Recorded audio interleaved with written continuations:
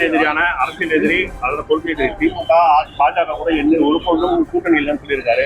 ஆனா இதற்கு முன்னாடி அவர் மேல இந்த குற்றச்சாட்டெல்லாம் அவர் வந்து பிஜேபியோட இதோட தான் செயல்படுற நிலையில இப்போது அவங்க கூட கூட்டணி இல்லைன்னு முடிவு சொல்லியிருக்காரு. இது ஒட்டு கருத்து. ஒரு மாற்று சக்தியாக கருதி இந்த கருத்தை கூறியிருக்கிறார் என்று நான் நம்புகிறேன். ஆனால் அதிமுகவை பற்றி எதுவும் வெளிப்படையாக அவர் பேசியதாக தெரியவில்லை. கொள்கை எதிரிகளின் பட்டியலில் அதிமுக உண்டா இல்லையா என்று அவருடைய உரைகளில் புரிந்து கொள்ள முடியவில்லை. திமுக ஆளுங்கட்சி என்கிற முறையில் அதனை எதிர்ப்பது என்பது இயல்பான ஒன்று. எல்லோரும் ஆளுங்கட்சியை எதிர்த்துதான் அரசியல் செய்ய முடியும் என்கிற நிலையிலே எதிர்க்கட்சிகள் செயல்படுவது வாடிக்கையான ஒன்று. அந்த அடிப்படையிலே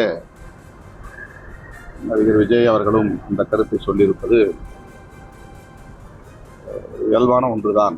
ஆனால் அதிமுகவை பற்றி எதுவும் சொல்லவில்லையே ஏன் என்கிற கேள்வி எழுது. ஆனா அதிமுக பற்றி குறிப்பிட்டிருந்தாரு.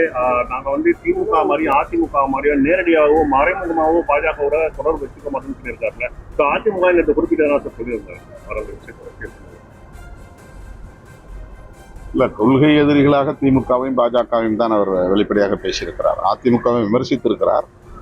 ஆனால் அதிமுகவும் எங்களுக்கு கொள்கை எதிரிகள் தான், எதிரி பட்டியலில் தான் இடம்பெற்றுள்ளது என்ற கருத்தை சொன்னதாக தெரியவில்லை.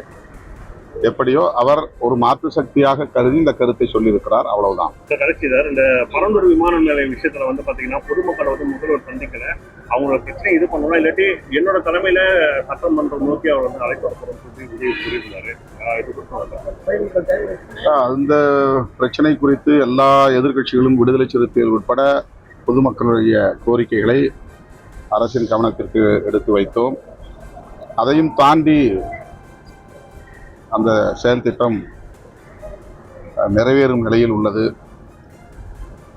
பாதிக்கப்படுகிற விவசாயிகளுக்கு இழப்பீடு தருவது என்கிற அடிப்படையில் அரசு தீவிரமாக செயல்பட்டு வருகிறது. குறிப்பிட்ட சில கிராமங்களை சார்ந்த மக்கள் அந்த கிராமங்களை தவிர்த்துவிட்டு, குடியிருப்புகளை தவிர்த்துவிட்டு அருகே கிடக்கிற புறம்போக்கு இடங்களை அதற்கு பதிலாக எடுத்துக்கொள்ளலாம் என்ற கோரிக்கையை முன்வைத்தார்கள். இந்த கோரிக்கையை தமிழ்நாடு முதல்வரின் கவனத்திற்கு பலமுறை நாங்களே எழுத்துப்பூர்வமாக தந்திருக்கிறோம், அமைச்சர்களிடத்திலே பேசியிருக்கிறோம். ஆனாலும் இழப்பீடு தருவதில் ஆர்வம் காட்டுகிறது. இந்த நிலையிலே விஜய் அவர்கள் சொல்லியிருக்கிற கருத்து, அவருடைய நிலைப்பாடு, அவருடைய போராட்டம் பாதிக்கப்பட்ட மக்களுக்கு நீதி பெற்று தருமையானால், அதாவது குடியிருப்புகளை அகற்ற விடாமல் தடுக்குமையானால் அதை வரவேற்கிறோம். திமுக பற்றி பேசிய விஜய் அதிமுக பற்றி எதுவும் பேசாதது ஏன் என தெரியவில்லை என்று விசிக தலைவர் திருமாவளவன் பேசிய அந்த காட்சிகளை பார்த்தோம்.